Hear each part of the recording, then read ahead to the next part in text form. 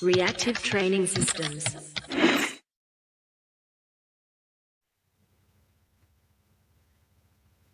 Hey everyone, welcome back to the RTS podcast. I'm Coach Mike, and we've got a really special one for you today. We're talking with Kjell Bakkelund, who, look, if you're listening to this podcast, you know who Kjell Bakkelund is, but it goes without saying that he's the 2025 Sheffield champion.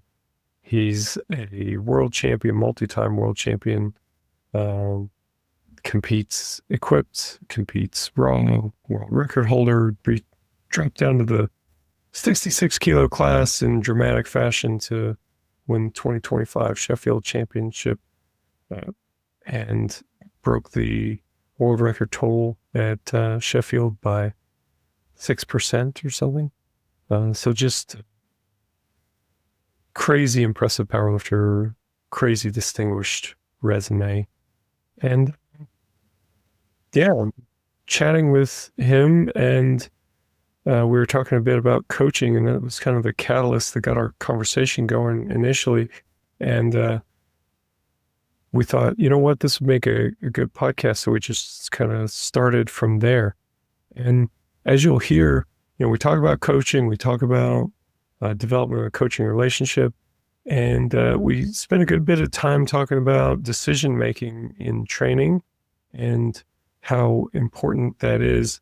And we'll circle back on that topic a bit more at the end. And then, you know, it wouldn't be an RTS podcast if we didn't talk about the training and the methods that are employed there. So I really think this is a good one, especially from an athlete's perspective. I mean, we talk about training and programs and nuts and bolts and stuff like that, but really talk about execution and making the most of things. And the more I think about this, the more important that aspect of athletic development and powerlifting development becomes. So I think there's a lot to take from this if for those of you who are listening, for those of you who are paying attention. And anyway, that's enough of my pre-podcast rambling. I appreciate you guys, and I hope that you enjoy this conversation between me, Coach Mel, and Kjell Bakkelund. I imagine as both of you have very long training careers and powerlifting careers, it is the accumulation of good decisions, both on a micro and macro level, that lead to success. Yeah, 100%. And we talked about like the relationship between the coach and client, that many people are so like interested in the programming more than the relationship between the two of them. And I think for me, that will always be the most important thing. Just by having like maybe 6-7 coaches through my career, it's really important that the guy really, or the girl really cares. Well, I think maybe that's a good end to start with. So yeah, like caring and feeling like you're on the same page in terms of like the athlete's goals, super important. You know, what other kinds of things fall into that category for you? Like what types of things help to demonstrate that kind of caring? You know, is it just like a relationship, the cultivation of relationship over the years? I think for me that the coach that I have now is an equipped coach. Like for the most, that's his biggest passion. And I started with him when I was an equipped lifter. But I think for me, it is just like, if I do good, that's just so important for him. And just that it's not the guy I pay for anything, but he just really wants me to do great. It's like in 2023, right before Euros, and I did my first 800. I was moving the week before, and he was like, I need to help you move. Like he is so like protecting over me. It's really like every time I hear it tell stories, it's about me, or it's like he's almost like a father for me. So I think it's a good thing that I really also want to impress him as well. I think for most of my coaches, it's been important to just show them that I'm a great lifter and I want to do good. Even if training has been really bad, at competitions, everything is sharpening up. So that influences the decisions you make in your training then, like how you, I mean, not just like the in-training decisions, but just like showing up and being focused and making sure that you're taking care of nutrition and stuff like that. Yeah. 100%. And like when we started to work together, that was after a long time of training myself. So I did that for some years, but I think it's really hard, because when I'm setting out the program, first week, first day, and do 8 sets, I think I will have that intensity. That will be no problem. And when I start doing the session, I'm like, okay, this is too much volume. It's too much intensity. You don't get enough rest. And yeah, it worked for a while, but now that I'm getting older, I need someone to have the brake on, and also someone to just try to push a little as well. It's not that easy it's not always easy to hold that on yourself. I used to joke that it's like there's two of me that live in my head. There's the guy that writes the training and the guy that does the training. And the guy that writes the training hates the guy that does it. That's true. It's an interesting situation to be in, but like I would imagine too, like especially at the level that you're at, the line that you have to walk with your training, it can be quite narrow. So, yeah. Do you guys build that pretty collaboratively? Because I mean, nobody's been training you longer than you at this point. So I'm sure you've got a lot of perspective to bring to that.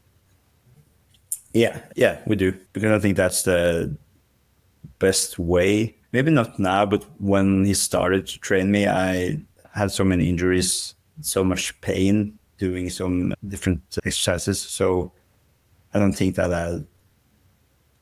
I could just train something from everyone, because it would take so much time for the coach to like, oh, we can't do that. And so just to have a guy that's live 20 minutes away and that can be there on every heavy session. I think for Sheffield we had maybe 5-6 sessions the last 3 weeks or something.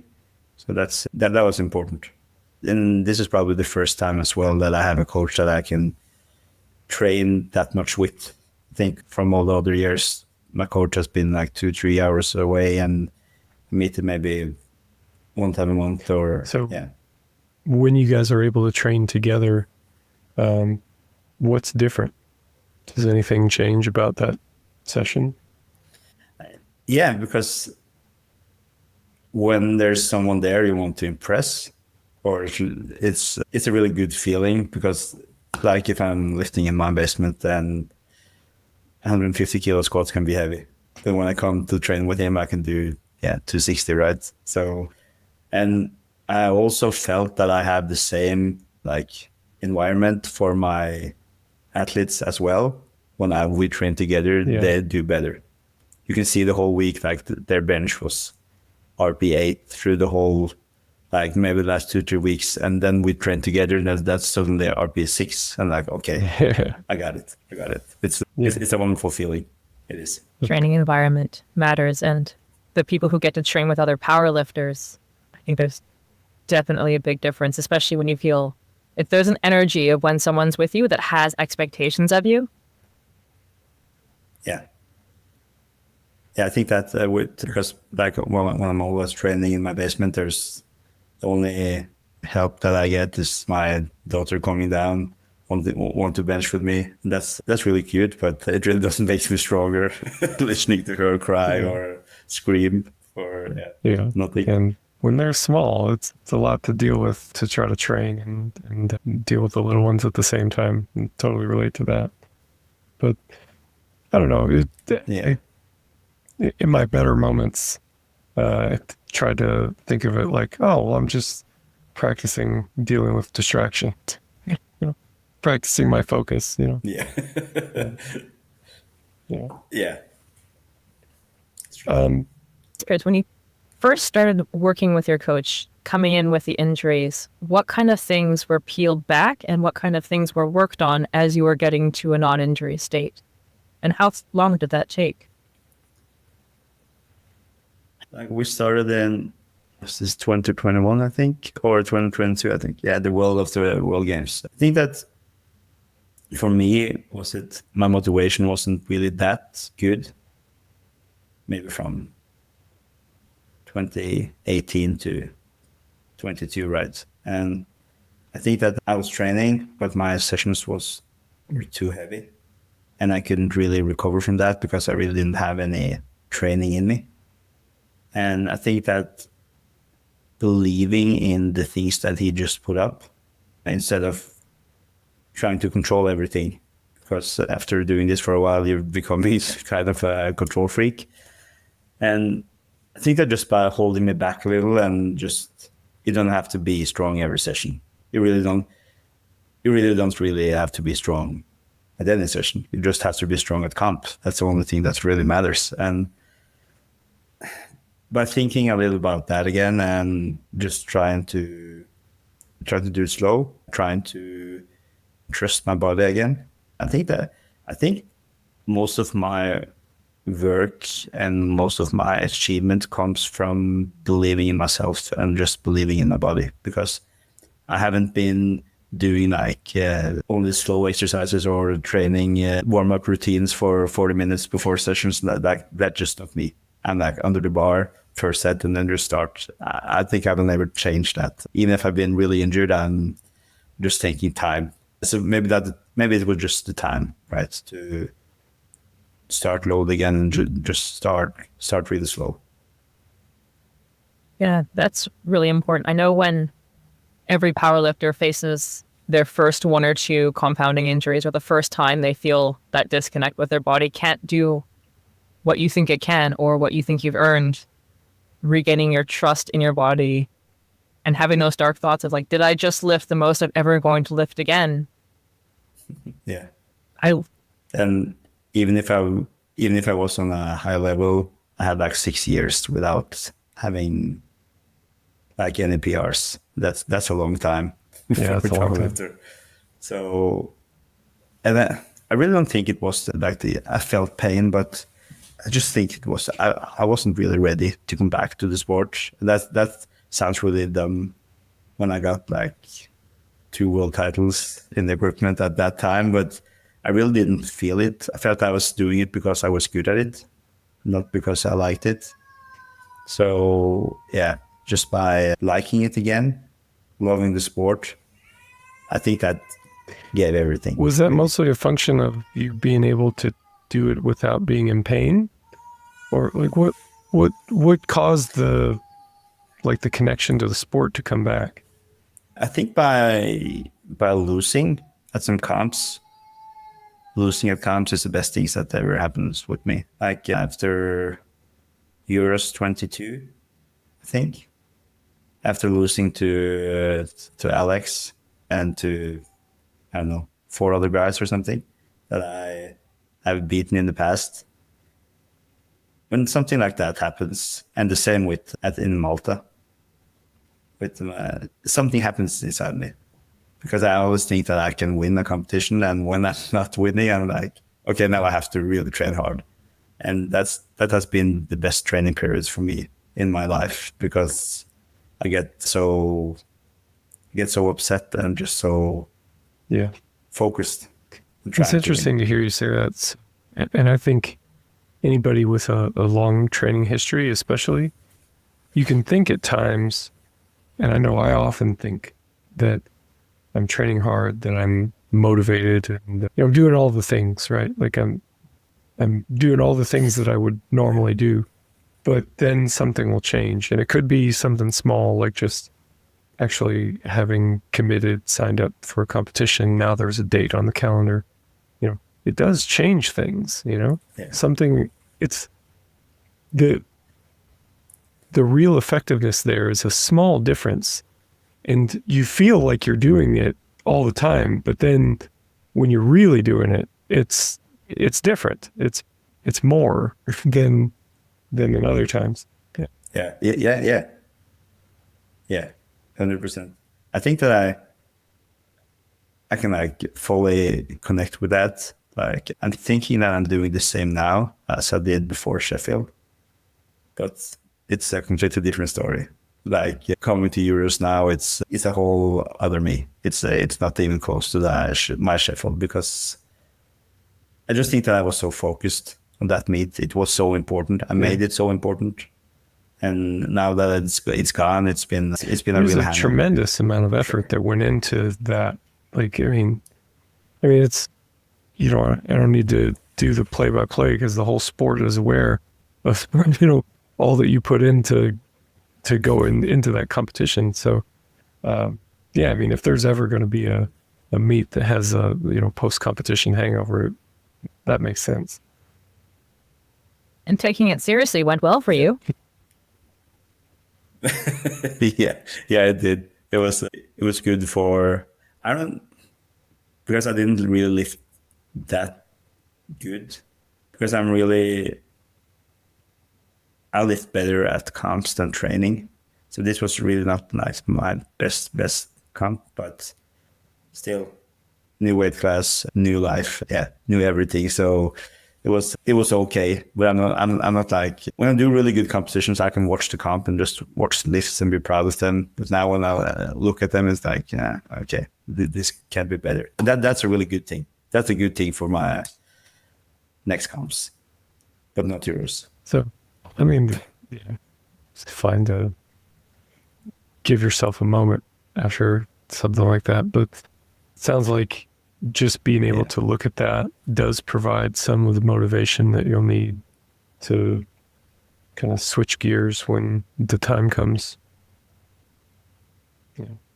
Yeah, you can't be like that on the whole year around. That's not possible. Not in my life, at least. It's interesting how forgive me for psychoanalyzing in person here, when that's really not my job, but I've noticed that high-level athletes often will kind of manufacture some motivation as well. You know, I know a lifter who, I didn't know this at the time, but kind of thrives on conflict a little bit.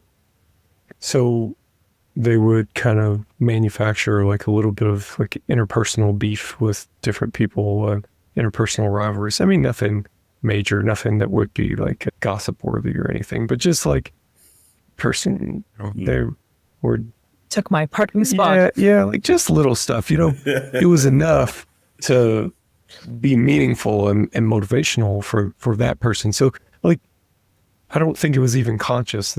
But some part of them understood what it took to make them tick, and so they kind of manufactured what they needed to be the person that they needed in that situation.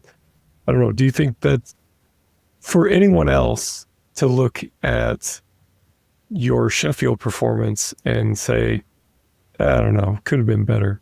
You know, that's a privilege that only you have, I think. Maybe you and your coach, you guys can do that, but the rest of the world, you know, has to have a bit of a different opinion on this. Yeah, I think that I'm probably the only one, because my coach is like, it was crazy, it was so good. Every time I'm trying to like, it wasn't that good. And he was like, yeah, it was the most fantastic thing I ever seen. So he's up there. So, and it's good that he is. And I think that's one of my, I don't know, I think that's the bad thing about having my like mentality for the sport, because I never know, like, when will I be happy?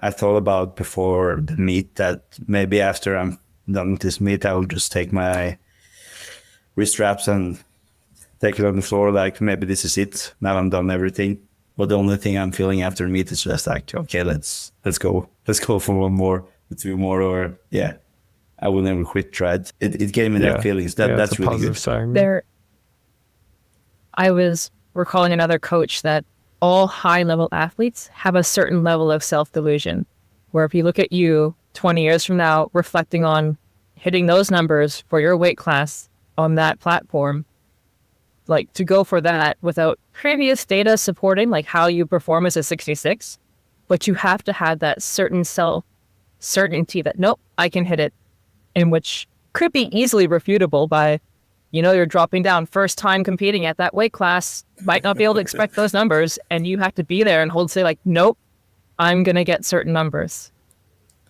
And I think that's a key part of success. But it is, once again, something you need a coach or a third party to help you with that handbrake and the pause. Let's bask a bit on the delivery. But actually, that thing is, I think that's one of the things that I'm most proud of to this meet, because I did choose the opening weights, but I really didn't know, right? And we were pretty close. The only thing that we did was to go 2.5 kilo down on the bench after the warm-up. So we were really, I was really happy with where we're hitting it really close, because I didn't know either, like what will my strength be? Can it be like I'm squatting 180 kilos and that will be it? Or am I feeling better than 74? I didn't know. So it was really Those scary. warm-ups must have been quite an emotional roller coaster. Yeah, it was. Just to get my first one, that was, and just to see that the crowd helps, and just by being it so important. And yeah, it was weird to be me that day. And even when everyone is like, oh, you don't even have to lift, you will win anyway. This will be easy for you. And I think that, yeah, in percentages, I was over, but I think it felt like a 0-0 game in soccer, but the other guy had like 15 tries, right? Almost scored. So it couldn't go the wrong way on every lift. About how far in advance of the competition did you kind of make up your mind? Those are the numbers you wanted to open with. I think maybe 1 week in front of it or something. Because the problem I did against this meet was that I'm that kind of guy that if I'm doing really well and I know that I will make this, I make it worse for myself. You moved the goalpost on yourself. I think in November I was like in November I was 67 kilos, so I was really close to the weight, and I'm like, oh, now I know I can do it. I don't have to do like everything that I do. And then I started eating a little more again, and just some more cheat meals, and suddenly I was 70, 71 again,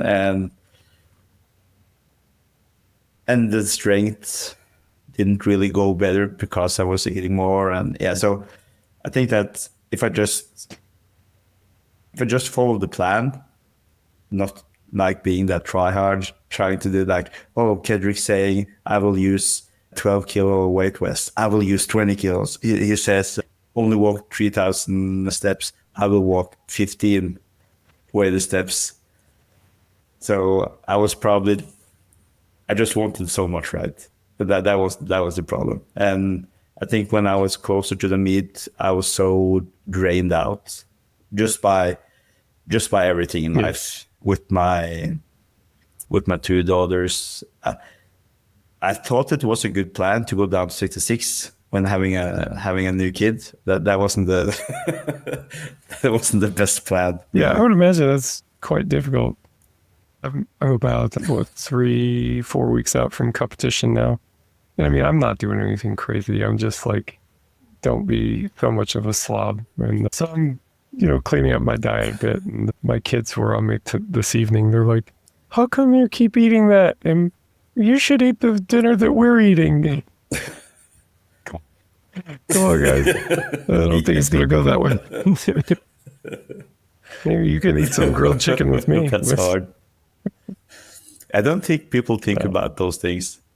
I'm really looking forward to see how life will change for Ashton, for Perk, with having a life that is so focused on doing good.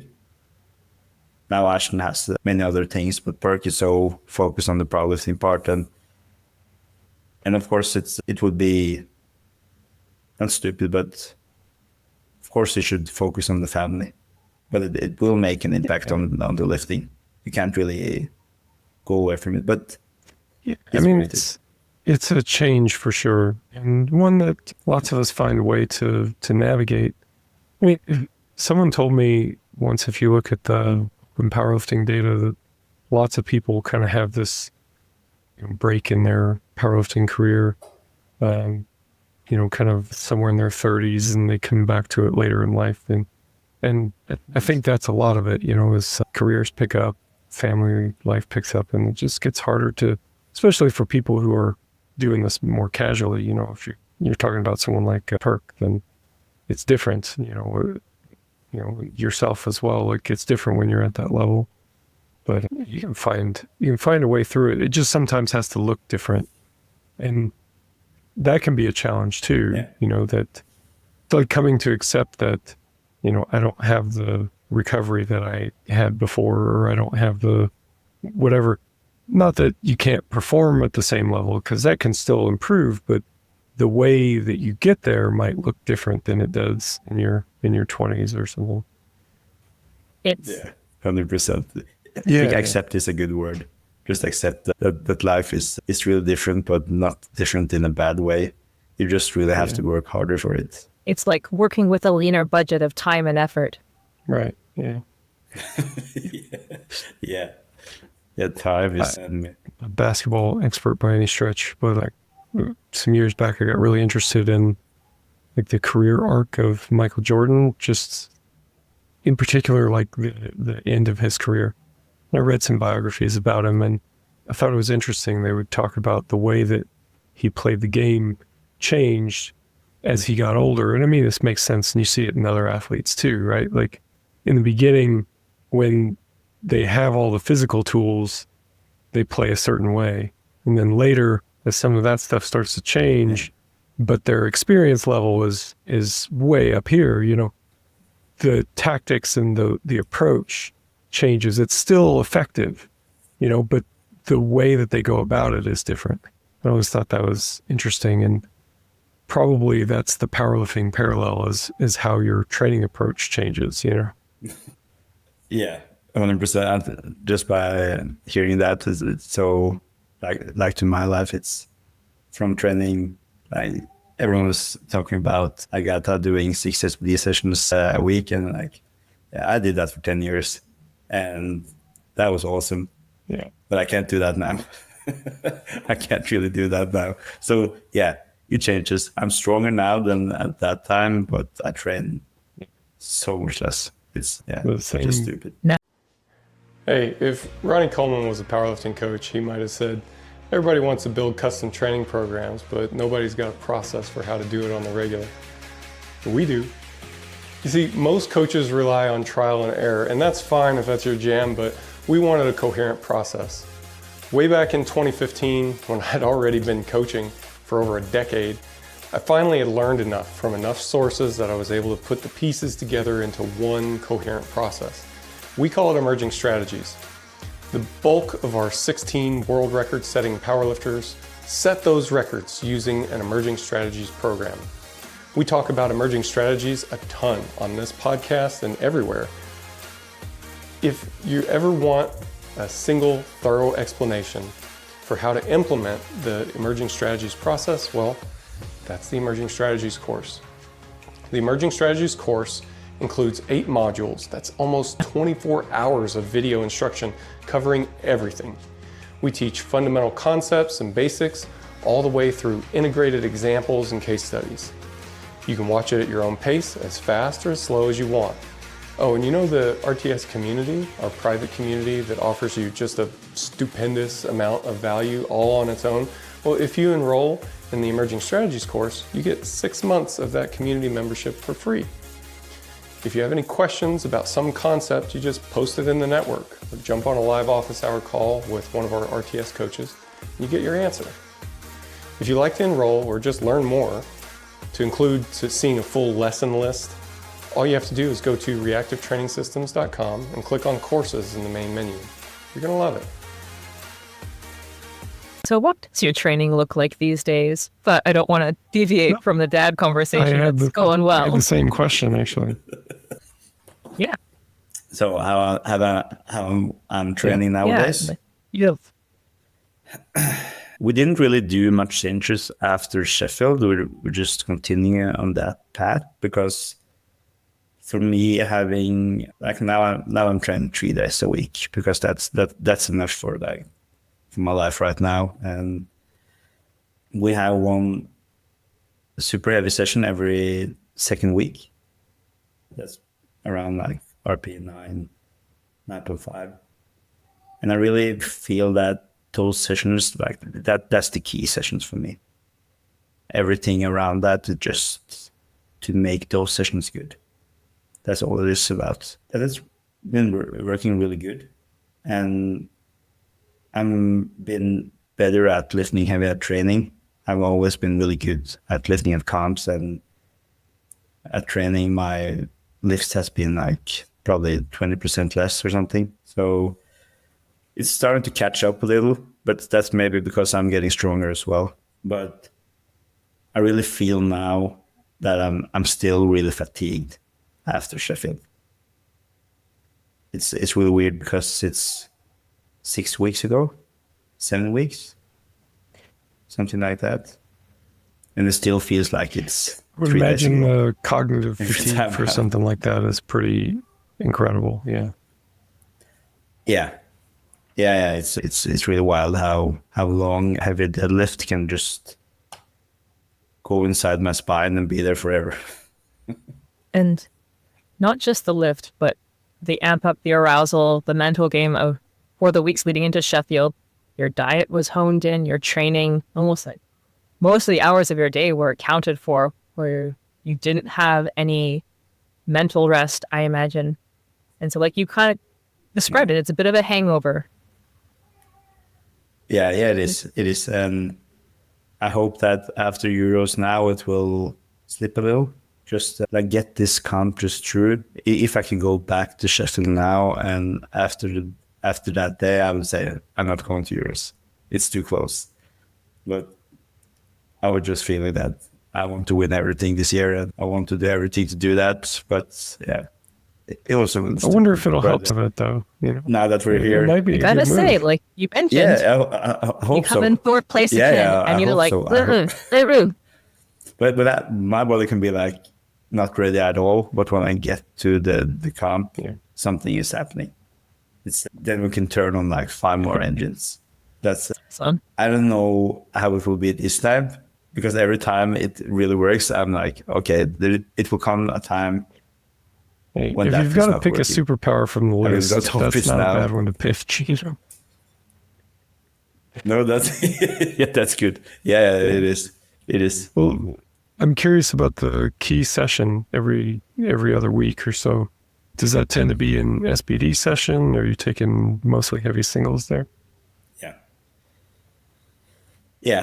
I think that capacity, it's on the day is really important for me. Every time I do heavy sessions, it's all 3 lifts at the same time, because I really don't believe in having one heavy session in for every single day, because that's not what we're competing in. And yeah, Sheffield was a long meet, but Worlds will not be. And that's fine by me. Coming from the equipped world, lifting in a weight class with 5 other persons, that's hard. That's something really different. That's a different animal to do equipped in a short flight. Yeah, it is. Yeah, it is. It really is. I just think that for me, having that session every second week, or I'm also thinking about maybe after Euros now to maybe have it every 4th week. But I have to think a little more about how like that will impact. But I think that when I get my recovery down, it will, or up, it will probably be different. Like now after Euros, I would go out in paternity leave. So Yeah. it'll be a different life. I hope. So that's the session though. You feel like that's what kind of moves your lifts forward, and the rest of it is kind of setting you up for good performances there, like just keeping the skill fresh while the body continues to recover and adapt, and kind of lays the foundation a bit. Is it? Yeah, it's about, like in the start, like maybe the first 3-4 heavy sessions. We like for every second we have on heavy, right? Then I train not that heavy, of course, on the other sessions, but they are heavy too. But when we got closer to the meet, that super session will be like more and more focused on, and maybe I will just squat 150 kilos. Like that's the most I will squat for like that week. So everything will just hold back, just hold the volume up, and then just get ready for that, because it's just so important for me to have that single day. If it's the best, we don't know, but I think it's going well, because for every time we have that heavy session, I feel stronger. And if I have, like on the third time I have that super session, I think 250 kilo is heavy. Maybe next time 260 is the same speed. So Wow, that big of a difference. yeah, it's almost like I'm trying to tell my body that you are stronger. Now, next time you will be that much stronger. And maybe I try to focus on that way as well, that it's not that important in March to like have the heavier sessions, but closer to June when it's really important. And when my body weight is going down, I feel better and I lift better. I find that style of training really fascinating, and I know that many coaches feel the by one at 9 is a poison and it's a danger zone to go into, but the way you set it up is to be as close as specifically possible for competition day, and then to set up your training in a way to support practice at competing, essentially. But more into those other days, do you find, I know people's bench doesn't tend to respond a lot to, say, lower percentage or lower RPE work. When you pick your days to support that, the heavy session, what do those look like in terms of volume and intensity and accessories? Accessories has not been like a big thing of No my life, kernels? like now the last year. No, it really hasn't, because the only focus was just to focus on the 3 lifts. That has been the only thing.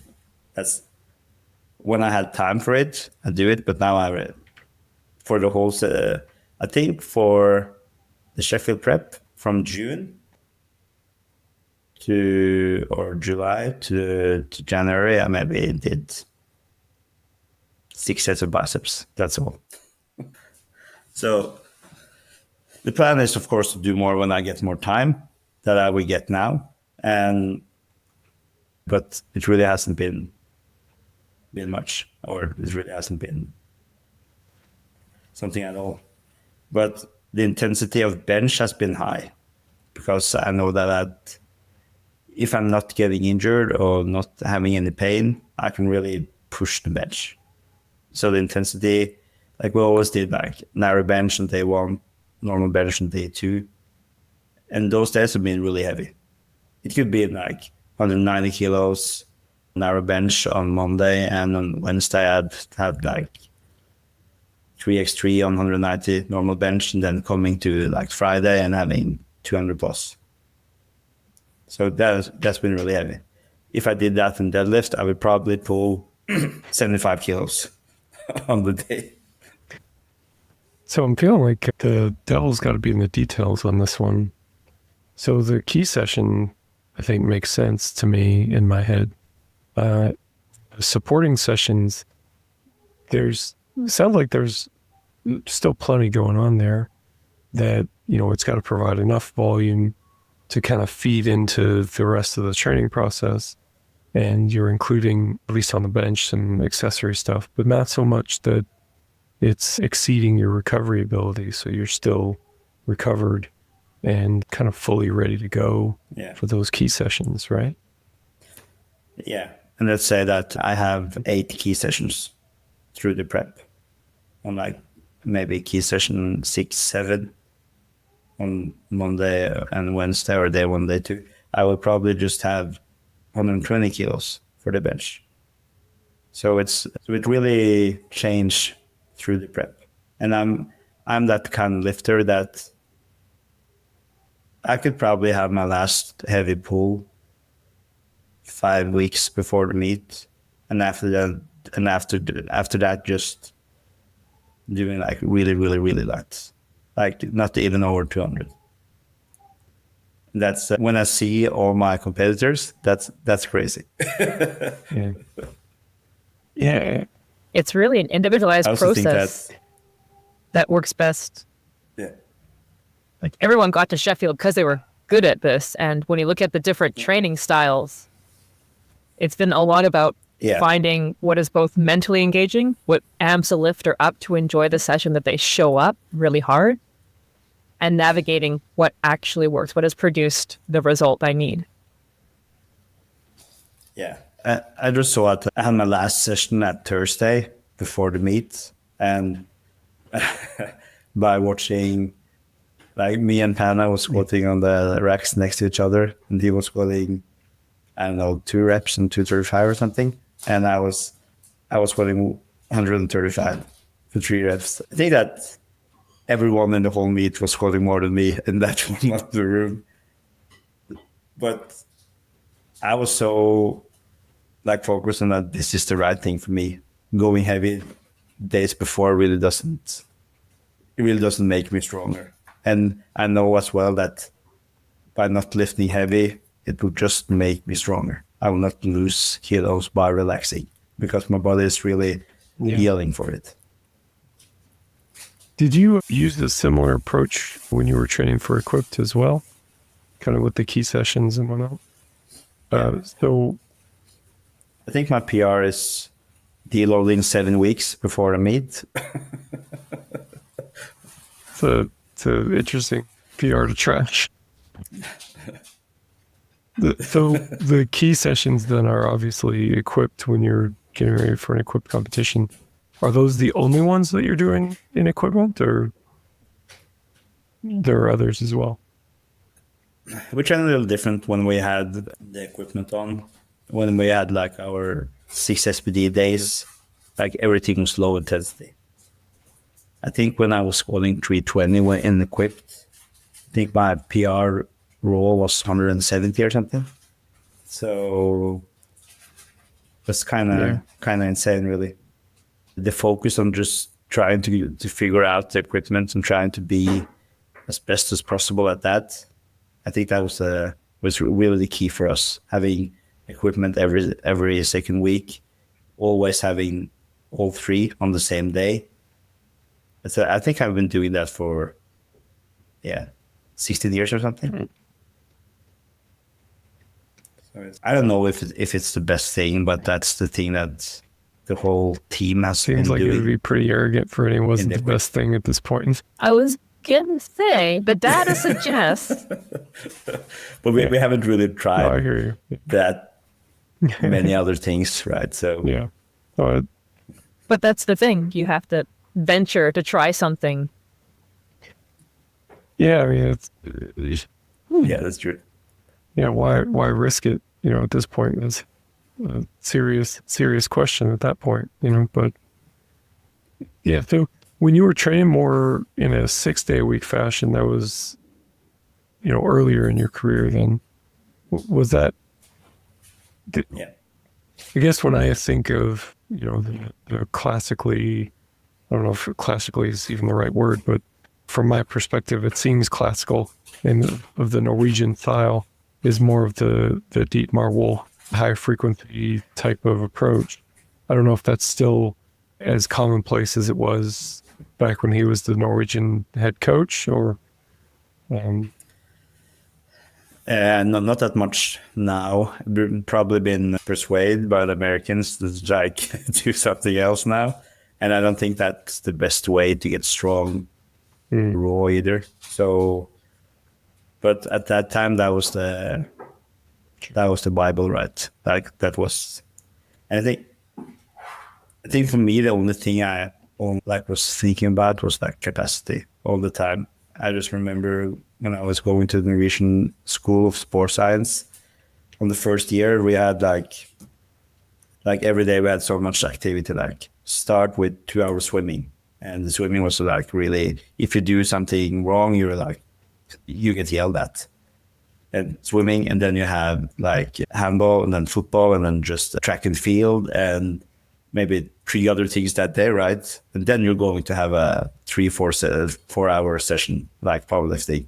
And then like I was doing that like every single day, and the capacity was really good. I was so strong at that time, and if I would go back now, I wouldn't last a day, right?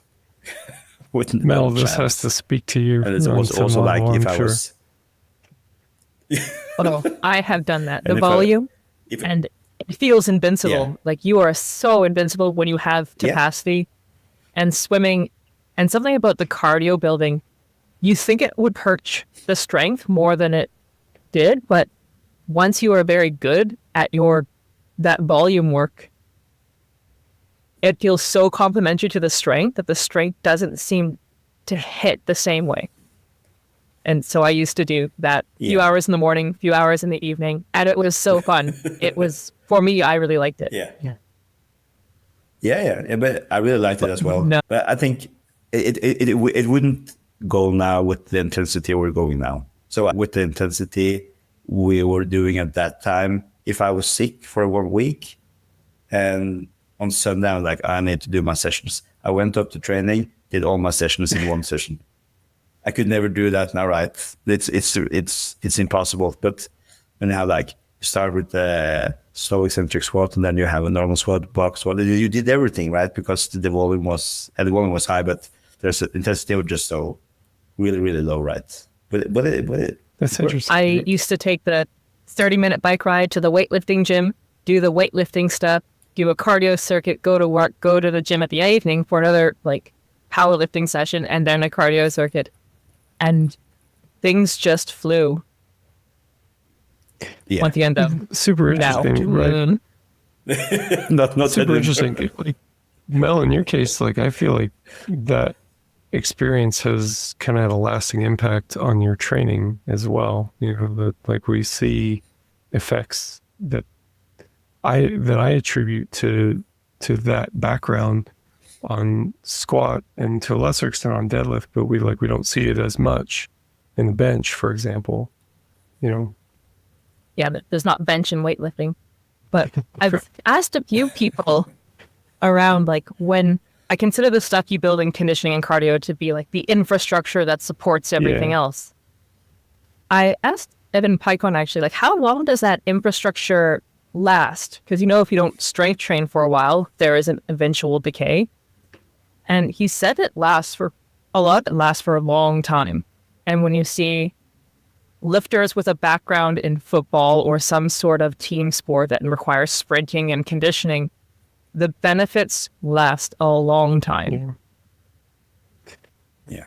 Speaking to the invincible portion as well, I remember when I was in the Air Force, we would get ready for our PT tests, and I would always dread having to do that to, you know, get ready for this run. For us, it's a 1.5 mile run, so it's like 2,200 meters or something like that. And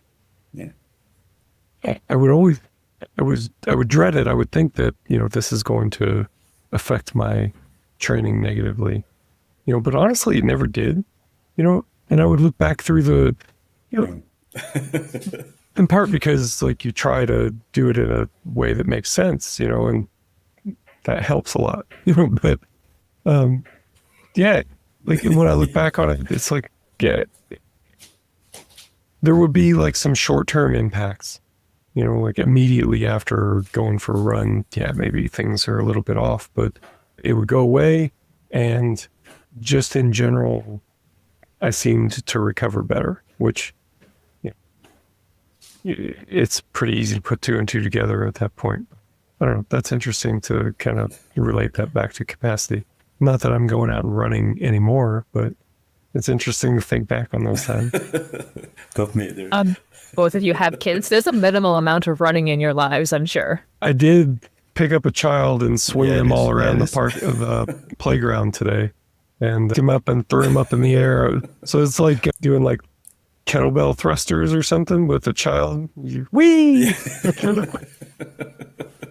Was it the 10-year-old? No. Less intensity. Is he going to sign up for a marathon? But on that note, for the weighted vest running, Kjell, how did that impact training? It did impact when I was doing 20 kilos instead of 10 or 12. Like, my hips are not the best. And when I walk maybe 10, 12,000 steps with it, I can really feel it the day after. I think that was just the time that I was, because when I was like too light, I did it. But after that, when I got too heavy, I needed to like hurry the weight down again, and I used more weight. But yeah, it really didn't help my school squat at all, right? My recovery was bad, and like all my walking was from 11, 12 at night, right? So I lost recovery as well.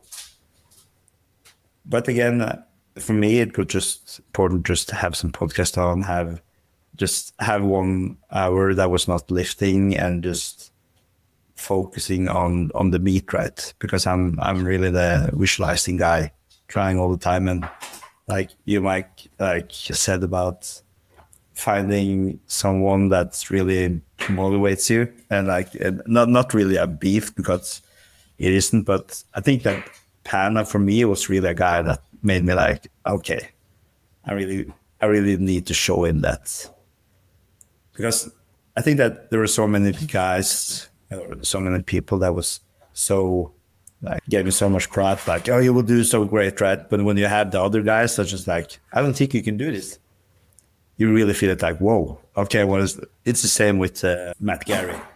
Like everyone is saying I was going to win easy, and like he's not going to win. He's not going to do that great. And those kinds of things are really important to me. I don't get angry at them. I just fuel it as some big motivation. Probably more motivation than it should probably has given me. But yeah, that was... Resistance makes us stronger. It's like that same feeling when you have to grind through the difficult part of your squat, and kind of part of you's like, yeah, this is difficult and I can do it and I want it more because it's difficult. So when you hear that resistance, that external pushback of don't think you can, it makes you want to dig your heels in and push back harder. Yeah, it does. And it was cool to just, there was so much like talk about me going down to 66, and just by listening to your podcast about like upper when he was going to the meet, and probably all the things that you were thinking about, like you didn't know, right, if I was going to do 700 or 800. You didn't know, right? But that everyone had a meaning about you as a lifter. That was a really cool thing to be in the middle of it, middle of powerlifting. I was back in maybe 2013, like before even Perk was born, right? So it was really fun, but it also took a big toll as well. Yeah, I would imagine so. It's probably good and healthy to take a step back from that, even though there's a washout period to it. I mean, it's interesting that it sounds like maybe both of you guys lean into that type of motivation a bit. And I mean, just being honest, I find myself shying away from it a little bit. Like I enjoy, listening to the preview podcasts and stuff like that if I'm going to coach or if I'm going to spectate, but I wouldn't indulge in it if I'm going to compete myself, And I don't know what I'm not saying that that's right. I'm not even saying that that's optimal for me. It might be me shying away from something that could be beneficial, you know, but it's interesting the different approaches, you know. Yeah. Yeah, it is. I think that, yeah, people are really different in that way. I'm probably like one of the first one to listening to the podcast. I'm like, okay, it's dropping now. I'm asking Ryan, when will it come out? And I'll just listen to it right away. And so I'm a little crazy when it comes to things like that. I just want to hear what they're saying, right? And when it's done, it's like, yeah, okay. I don't think about it that much anymore.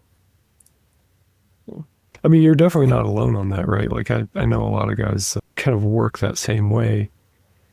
You know, interestingly, and this could be a me problem, but I don't hear as many women talk about this. I don't know if it's just like it doesn't come up in interviews or something or what, but I don't know. Now I'm curious. I want to ask more of the women, like how they feel about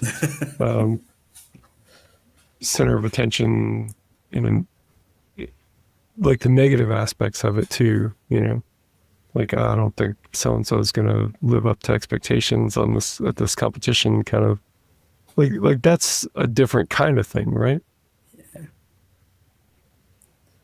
I think that people don't like too much expectations, because that's like feels like dangerous, right? So you can fuck up. But I think that's, for me, it's just the thing that really strives. I think that's by, like, we in Norway we had three worlds in equipped. I've been to 2 of them, and just the pressure of being like on home soil, there's just something really special about it. That's I really like when it's really like knife to the throat. That's why I'm like, I really love this. It was the same with Sheffield as well. The pressure thing was just really, I just really love it. I wish that there was more pressure. Maybe if I get to Sheffield next year, it will be even more pressure, because it's someone who's coming in, maybe Rondell, maybe Joey B, right? Maybe less the favorite. I really love that. Yeah. But it was really cool to be the favorite. Like, everyone really had big expectations, and that you can make it when people have that. That's a cool thing. As personality-wise, Kjell, do you find yourself in general more chill and laid back outside of lifting? I guess we would call it neuroticism. Yeah, I'm probably always like a really like chill guy. I'm yeah, you know, you can like, I almost like, I'm never like really roused up. And yeah, if you see me at competitions right before I'm going into lift, I was probably just sitting there and just maybe just I don't know, just getting really, really tired before lifting. I'm like, yeah. So I'm probably like one of the most chill guys, really. I really don't. I get nervous, of course, but I think I'm maybe way too chill. if you ask my wife. I asked that question because, like, I find that, you know, you need to get to a certain arousal state and a certain mentally flipped on.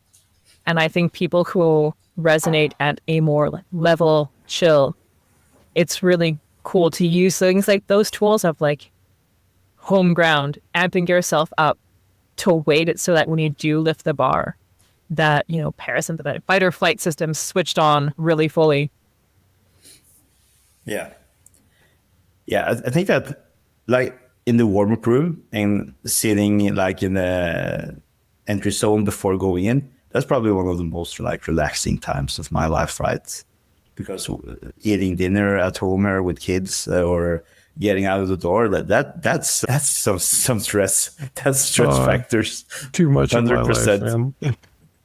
So that's the hard part. Although that's the hard part of life. I can't say that I 100%. feel the same way of like just being chill at the competition either. Like the waiting around absolutely grates on my nerves. I hate it so much. Like the worst time to me is the time after weigh-ins while you're waiting to start warming up. I just hate it. I hate just sitting around waiting. Anyway. That comes from like one of the best hitters in the world. Like that's just strange. But is it because you have so much expectations for yourself, or is it what is it that makes it? I think it's like the beginnings of the nerves and just no outlet for it, because you're just sitting there drinking something, you know, and just, I guess I'll put my socks on, you know. You know, once you start with the warm-ups, it's better, and like you're doing something, there's an outlet for it at that point. So that's kind of how I feel. It would be really cool on our next meet if you will be like 100% rust, right? Running out and like jumping in the air. And that would be cool. That'd be terrible to hurt yourself on like doing a jump on your way out to the deadlifters. And guess I'll pass on this attempt. Like every time I go out on the meet, I go really slow, right? Just because trying to save energy and just. But at Sheffield, I was just trying to like celebrate a little and just show that I was like trying to make a show, right? But I think I want to get my third bench. I'm like slapping my thighs so hard, right? When we were getting down after it, I'm like, that really hurt, right? It looked cool. So, yeah, not that tough, right? I think I should leave that to the guys like Perk and everything that was just running around, jumping and. Yeah, it's not my style. I guess part of the sport now, so I can't say if I was at that level that I wouldn't change a thing or anything either. You know, if I had the opportunity to compete at that level, which you know is unlikely at this point, I would definitely lean into all the aspects of that competition. You know, so more power to you, man. Yeah. When a crowd that loud is cheering for you, hard not to lean into it. Yeah, it is. And I also think that it's cool when people are doing that, right? So I think I'm doing a little for the crowds, and because it's really not me. Because there's been people that I've worked with for like 6 years, and I'm like, you're a world champion. You never said that. And I'm like, no, that's not really my story to tell. And every time we're out, my wife is the one who's having to say like, he is really good in what he's doing. It's just I should probably move to the States for some years and just be. You think that would help? Being a little crazy. Help self-promotion? Probably not. Probably not. Yeah. I could see where that comes from, but also like it also sounds to me like the mentality that you bring to the platform is just a bit different than the persona that you live the rest of your life with, you know, and that makes sense. You know, it seems reasonable to have you know, kind of the emotion after a major lift, especially something like Sheffield, that may not be present in day to day, you know, like that's just all the circumstances around it are just different, you know? Yeah, it is. But my wife was telling me like, she can't believe that I can keep myself so cool, like lifting in front of so many people, but I can't really get 2 kids to bed alone when she's not here, right? And like that's something like I just feel like my head is exploding, right? Because there's so much noise, there's so much everything. It's like how can this make you stressed, right? Like after doing something like that, and then like, really bad at life stressors. Different skill set though, you know. Yeah, it is.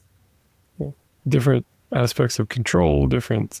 You write books about how different these things are. Well, yeah. Bedtime is like a hostage negotiation situation versus just picking up the weight and putting it back down where it came from. Yeah. True.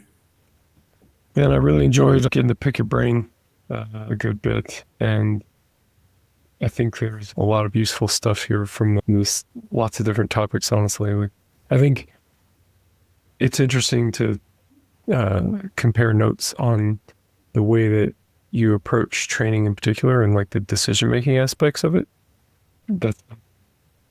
Is it really different from your kind of system? Maybe.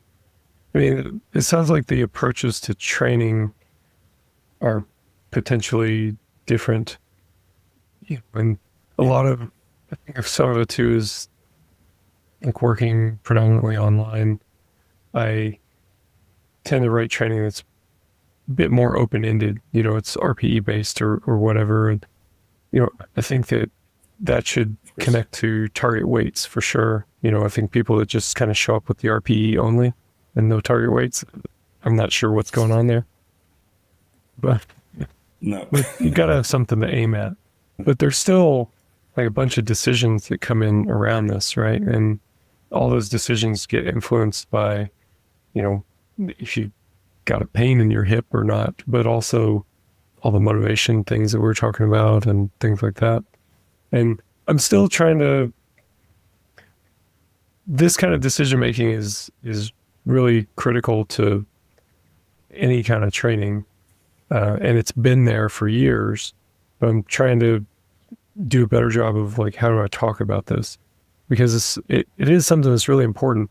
And I see certain decisions being made by, it's not even just like high level, but it's definitely serious lifters make a certain set of decisions.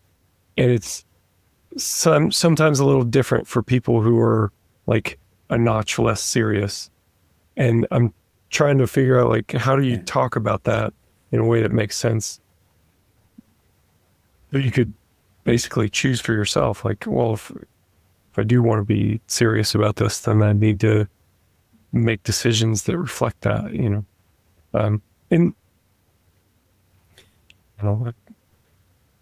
the analogy that I've been thinking of lately has been akin to food environment for like just a general population people, especially people that are like trying to lose weight, and we talk about how like, you can have whatever diet you want, but really the thing that's the best predictor of success is to set up your food environment so that calorie restriction is a lot easier to come by, and that you don't have to exert so much willpower over this for a long period of time.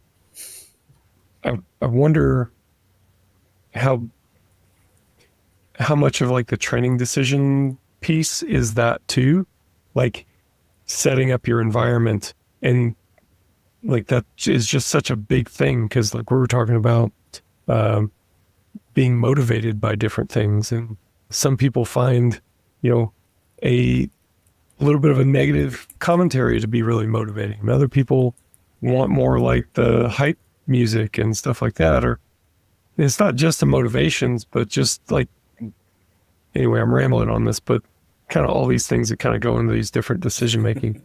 I don't really know how to like summarize it, but I'm finding it really interesting to hear how people approach it, especially the different approaches that exist, But when I'm talking about like my approach to, let's for example, say my last session for your athletes, will that be completely like the other way? I mean, if I've got like and my last session is 130 kilo squats, 120 kilo bench, and 130 kilo deadlift. Or Panna, that was the thing. Which one? Was 100. But like from your athletes, right? They will be training heavier. Maybe more than that, 130, right? But I would taper the intensity, and especially the RPE. I would taper that down quite a bit. Yeah. It's definitely an individualized thing, but by that time, that was 3 days out, I'm probably looking at 75% on lower body stuff and maybe 80% for bench as kind of a default thing. Yeah. So it sounds like you were a bit lighter than that still, but it also sounds like your training effects last for a long time. Like lots of people that I work with, if they had to go 2 weeks between heavy exposures, that would be excruciating. It's just too long. But is that a mind thing, or is it actually? I guess there's thing? also that perception, right, of what the lifter wants to be on the bar for them to get the validation they would like that they're strong versus the actual outcome. So for me, I get a lot out of low RPE work. I did not like that and swallow it well when it first started being effective. I would like there to be a lot of weight in the bar. But you do that for a bit and you don't get to where you want to go. So you eventually have to make the decision and accept what you need to do versus what you want to do. And that is a difficult journey when, to be honest, we kind of tie our identity to our performance, and people really want that constant data of this session as proof that I am strong, when, that individualization matters. Mel, would you say that you've been able to it does. like come to enjoy it more over the in the beginning, the low RPE stuff is grating on your nerves, and you would rather lift heavy than lift light. But then over time, as you kind of come to see like, hey, this is actually more effective, do you kind of convince yourself that, I actually like this? Yeah. You like the results. You learn to love the results. I find that to be very, very true, is that especially if you've been doing this for a long time, I usually don't see that much of a disconnect between the training that people like and the training that people find effective. I mean, there is a disconnect sometimes, and especially the earlier you are in your career, the more of a disconnect. I'm talking about people 10 plus years, I would say. By that point, you've kind of come, maybe that's a selection bias, I don't know, but you've come to find that the training that's effective is training that you find some satisfaction in, probably adaptations on both sides of that. No, you don't think so, Mel? Yeah, I think I'm... Oh, I would agree. Like, yep, I do low RPE squatting, but I can squat 5 times per week, and that's the best. Fair. Yeah, you have to like what you're doing to be better at it. So yeah, I'm totally agreeing. And I just think that I'm like on another spectrum than other people, because can trust the process that much that I know that even if I haven't trained heavy in 1 week or 2 weeks, I haven't really done anything that will make my body weaker. Yeah. So this is interesting. So I know if that's the right like approach. We used to look at and still do a bit, like look at Big 5 personality testing. This all started years ago when I heard from some coaches generally kind of have this idea that it's almost like a different personality type. Different personalities train different ways. And I thought, I wonder if there's anything to this. So we started looking at the Big 5 personality types and did a survey with something like 600 people, like 600 respondents or something, and filter this down to like the very most experienced, most high level people, and like look for correlations between the training that they find to be effective and personality type. And we did see some correlations, but one of the Big 5 traits is neuroticism.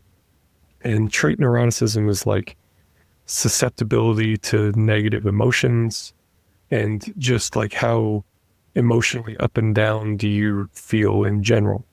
And generally speaking, high level powerlifters tended to rate low in trait neuroticism. I think the average for like all the highest level people was like 35th percentile in neuroticism. So generally low neuroticism. But it's interesting because like, just while we're talking, I would think that there are different ways that shows up for, like, just to compare you and I, we have different ways that this shows up, right? So like you were talking about the motivational qualities and kind of getting some juice from the haters kind of attitude, right? To make it a little bit cartoonish, sorry. But like that doesn't speak to me very much. But for me, the way it kind of shows up in my training is kind of that more compulsive need to check and to know that things are on track and to know that things are progressing in the right direction. Like that's more of a trait neuroticism type of holdover that comes into my training. So it's just interesting that it can show up in different ways, you know? Yeah. It's so crazy about like the persons that just make you really want to like destroy them on the platform. Because if we see on the Sheffield that Opor was the guy to fear. He was the strongest one. He has won worlds. He has a crazy deadlift. His squat was really good. Like there was so much from him that could be so that I can use as motivation. But he's so good of a guy at the same time. So you can't really like use him as the Rocky for like having even Drago on the mirror. He said such nice things about you. You can't really do that to that guy. It really makes it hard, right? And then you need to find out the guy who is saying you can't do this. Yeah. You're not that good. So it's you have to have the personality as well. And his personality is just too good, right? I truly find all of this to be super fascinating. I mean, just when you think you're getting it figured out, you find people who are doing things a bit different. I don't want to make it sound like it's like a night and day difference or anything, but that's good. That as a person who enjoys like trying to solve the puzzle, there's always more to work on. There's always more to figure out. Yeah. Well, man, I really enjoyed talking with you. I enjoy, like I said, comparing notes with you. Yeah. Thanks for thanks for being here, and everyone else, thanks for watching and listening, and we'll see you guys next time. Hey, let me tell you something that I know about you. Your lifting is important to you. It's probably one of your biggest priorities. And for people like us, nothing compares to the feeling that you get when you set a new PR. That feeling of being the best that you've ever been, of doing something that you've never done before. This is what we're all after, and it's also what RTS specializes in. Getting you the absolute best program possible so that you can hit new PRs and reach your goals. We call it radically individualized training, and we're really good at it. Whether we need to account for busy schedules or equipment limitations, or precisely turn the dials and get the details of the program just right, we have the tools and the experience to guide your lifting to the next level. To us, coaching is all about leadership, relationship, and creative problem solving. A coach should be poised to help you make tough decisions about training and competing so that you can continually grow in your development. And of course, a coach should be a first-rate problem solver, especially when it comes to your training, technique, and strategy. Now, all this has to be built off of a really strong, professional coaching relationship that emphasizes trust and respect. Additionally, RTS coaches are not on an island.